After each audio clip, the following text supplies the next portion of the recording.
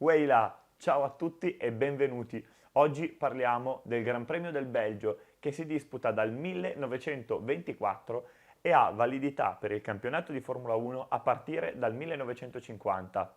È situato nei pressi di Francorchamps, una cittadina appartenente alla municipalità di Stavelot, nelle Ardenne. Ad oggi è considerata la gara più bella rimasta nel campionato e, nonostante diverse problematiche che ne hanno causato l'annullamento nel 2003 e nel 2006, è tornato in pianta stabile a partire dal 2007. La sua sede storica è il circuito di Spa-Francorchamps ed è tornata ad essere la sede ufficiale. Il Gran Premio del 2022 ha visto Carlos Sainz ottenere la pole in qualifica in 1 minuto 44 secondi e 297 millesimi. La gara è stata poi vinta da Max Verstappen su Red Bull al suo 29esimo successo in carriera. Parliamo ora del layout di questo circuito, che è il più famoso e antico autodromo del Belgio. È formato da 5 tratti ad alta velocità, 3 curve lente che sono la 1, la 18 e la 19, 2 chicane e 3 rettilinei. Il rettilineo principale è lungo 550 metri, mentre il più lungo è conosciuto con il nome di Camel Straight. Negli anni 30 venne modificato allo scopo di rendere la pista una delle più veloci d'Europa. A tale scopo venne aggirata la lenta sezione del Ancien Douane tramite una serie di curve destra-sinistra in salita con un dislivello di 24 metri. Questa modifica diventerà una delle più famose ed è quella di Eau Rouge e Redion. Eau Rouge che tra l'altro prende il nome dal fiume che scorre sotto la curva, che è situata in fondo alla valle. Sempre con l'intento di velocizzare il tracciato, dopo la seconda guerra mondiale, gli organizzatori bypassarono il torrente di Stavelot. Nel 1949 quindi realizzarono una bretella di raccordo nel mezzo del paesaggio. Nel 1947 quindi realizzarono una bretella di raccordo nel mezzo del passaggio destra-sinistra di Hollowell, formando così un unico veloce curvone e accorciando il tracciato di 600 metri. A fine anni 70 venne presa la decisione di costruire un nuovo tracciato semipermanente che continuava a usare i tratti di viabilità ordinaria dalla curva di Blanchimont fino alla fine del rettilineo del Kemmel, uniti dal vecchio tornante della Source e da una nuova bretella permanente che collegava le altre due estremità rimaste del vecchio tracciato. Questa parte è presente ancora oggi, in quanto fa parte del tratto ordinario di strada. Nel 1980 viene inserita una doppia chicane dal nome Bus Stop a causa della sua prossimità con una fermata degli autobus, come si può intuire. Poco prima di questa curva, negli anni a seguire, vengono costruiti i nuovi box e viene spostata la partenza su un tratto in piano, come desiderato dal regolamento. Nel 1994, a seguito dei fatali incidenti di Senna e Ratzenberger, l'ingresso di Redion fu fortemente rallentato solo per quell'anno, mentre l'ingresso ai box fu anticipato prima della curva Bus Stop. L'uscita della chicane viene poi ancora modificata nel 2002 e nel 2004 viene cambiata l'entrata. Negli stessi anni vengono anche riviste e ampliate svariate vie di fuga. Nel 2007 la bus stop è di nuovo modificata e questi cambiamenti hanno interessato anche il tornante della Source, andando ad allungare leggermente la pista. Il tracciato è completamente riasfaltato per ospitare anche le gare motociclistiche. Alla Eau Rouge è stato aggiunto un cordolo nuovo che rende più dolce la salita e negli scorsi anni il carico aerodinamico delle vetture per questa pista era medio-basso, mentre a partire dal 2017, grazie ad alcuni cambiamenti che influiscono sul carico, come l'introduzione delle gomme con spalla più bassa, eccetera, e per i team è stato possibile utilizzare un carico aerodinamico più basso. Il circuito non mette particolarmente in crisi l'impianto frenante, mentre in questo caso sono le gomme a soffrire di più, soprattutto per il fenomeno del blistering. Inoltre ci sono 2 zone DRS nel rettilineo principale e in quello del Kemmel, dopo la famosa variante formata da Eau Rouge e Redion.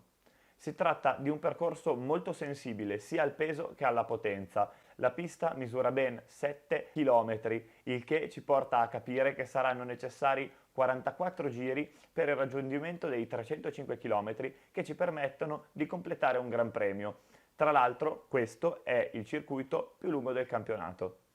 Saltate ora a bordo di Saltate ora a bordo di una monoposto con me per fare un giro di questo splendido tracciato.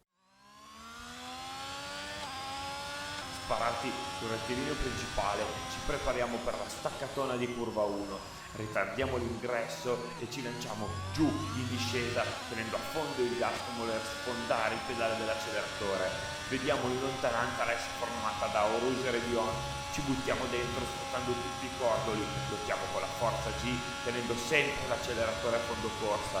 Siamo interni prima e poi esterni sul rettilineo del Kemmel.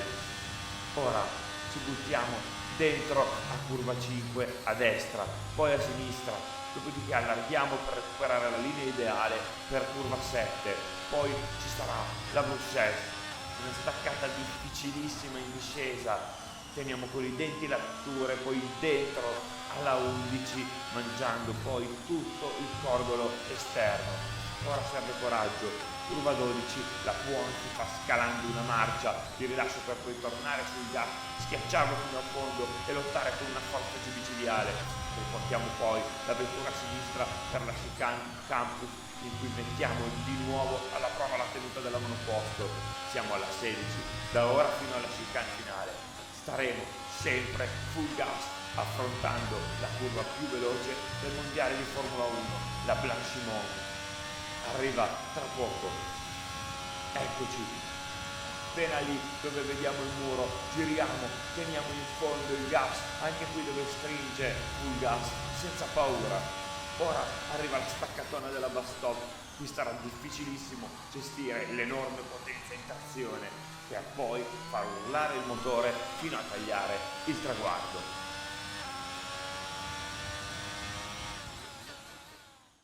I punti ideali per il sorpasso sono rappresentati dalle due chicane, una nelle curve 5 e 6 e l'altra nelle curve 18 e 19. Ci sono due zone di RS, la prima si trova nel rettilineo principale e la seconda sul Kemmel Straight. Anche le due zone di RS forniscono ottimi punti per il sorpasso e vi consiglio di stare molto attenti durante la partenza perché lo start in questo tracciato molto spesso ha visto diversi incidenti. Siamo arrivati a parlare della storia di questo circuito. L'attività del tracciato inizia molto presto, ovvero negli anni 20. Allora era profondamente diverso da come lo conosciamo oggi. Venne ricavato unendo 3 strade statali che collegavano la città di Malmedy, Stavelot e Francorchamps. Grazie a questo ne ricavarono un percorso lungo quasi 14 km. La prima gara si svolse nel 1922, mentre nel 1924 si disputò la prima 24 ore di Spa. Dopo l'edizione del 1970, a causa della pericolosità del tracciato e su forte pressione di Jackie Stewart, si decide di trasferire la gara prima a Nivelles e poi a Zolder. Sul finire del 1979 il nuovo tracciato a Spa era pronto, misurava poco meno di 7 km e ospitò una gara motociclistica. L'obiettivo era però quello di riportare qui la Formula 1, così il Gran Premio tornò a disputarvisi nel 1983. Dal 1985 in avanti la sede non è più stata cambiata. In questi anni viene costruita una nuova strada statale che aggira il circuito permettendo a quest'ultimo di diventare a tutti gli effetti un tracciato permanente. Nel 2022, per accogliere un numero più elevato di spettatori e adeguare il circuito alla nuova Formula 1, le tribune verranno ampliate a scapito dello storico chalet che dominava il paddock all'Eau Rouge, con un investimento di 80 milioni di euro. Il circuito però, dopo questa modifica, potrà accogliere 13.000 spettatori in più. Vi racconto qualche curiosità. Il tracciato è il più lungo del mondiale, inoltre ospita anche la curva più veloce della Formula 1, la Blanchimont.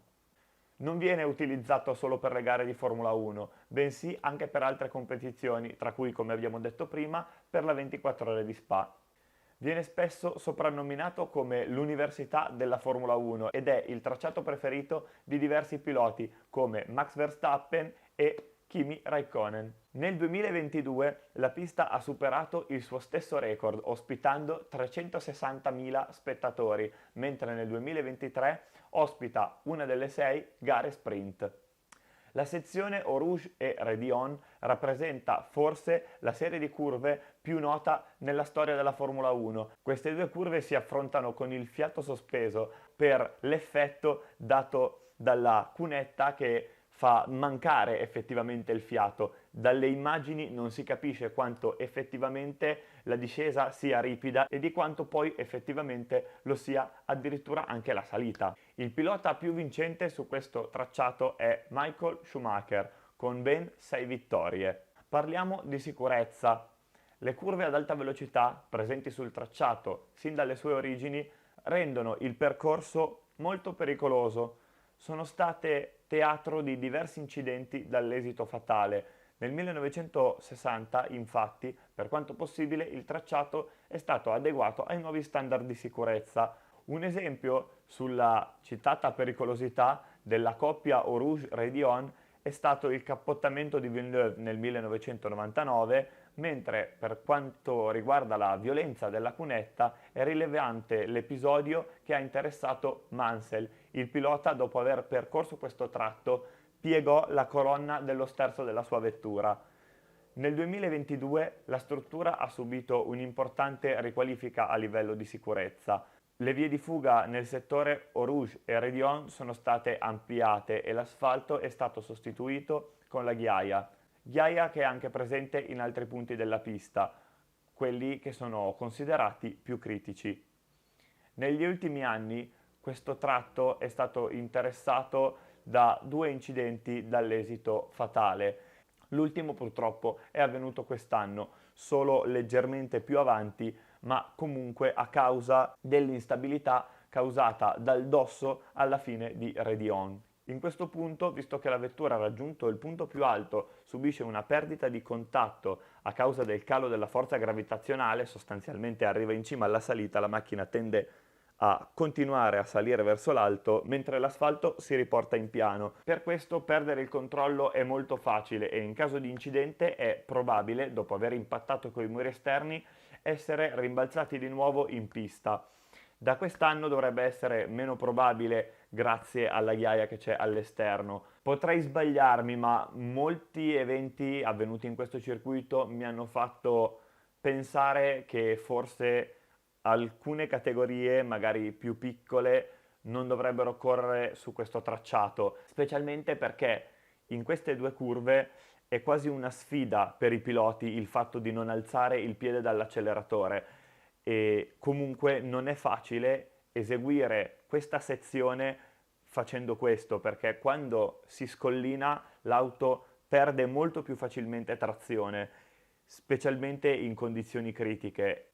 In conclusione, volevo dirvi che questo è il mio tracciato preferito del mondiale di Formula 1, mentre il mio circuito preferito in generale è il Nordschleife. Vi ringrazio per avermi seguito fino a qui e vi chiedo il vostro parere sull'argomento citato poc'anzi.